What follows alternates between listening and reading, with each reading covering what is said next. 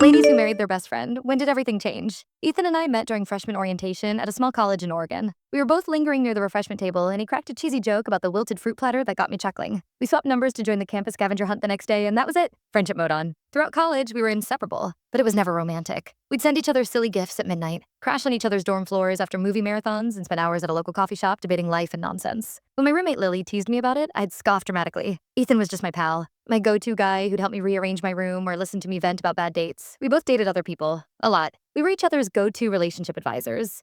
I'd hear him out about girls who left him on read, and he'd show up with ice cream when my ex, Tyler, bailed on me for his lab partner. We even made a goofy pact to be each other's plus ones for family events to dodge the, "So are you dating anyone?" Mike gave me questions. My dad always gave me a knowing smirk when Ethan joined us for Thanksgiving, which was often since his family was in another state. He'd pull me aside to say Ethan was a great guy and ask if I was blind to what was obvious. I'd tell him to lay off the Hallmark movies and insist not every friendship hides a love story. We were just so at ease with each other, having seen each other at our lowest. He'd cleaned up my mess after I overdid it on vodka at my 22nd birthday. I'd helped him pick a tie for his cousin's wedding when he was stressed about looking like a mess. The change crept up so slowly I almost didn't notice. Ethan started dating this girl, Chloe, who I quietly couldn't stand. She was okay, but the way she'd interrupt him during our group outings bugged me. I found myself mentally cataloging her flaws, then feeling bad about it. Why was I so bothered? We'd always cheered on each other's relationships. One night, our friend Mia hosted a party, and Chloe was out of town. Ethan and I slipped back into our old rhythm. Inside jokes, finishing each other's thoughts, that strange vibe where we'd lock eyes across the room and just get it. We ended up on Mia's porch at 1 a.m., a little buzzed, talking about where we saw ourselves in 5 years. I can still picture him in that worn gray hoodie with a tiny ketchup stain on the cuff. He was rambling about wanting a place with a garden for a dog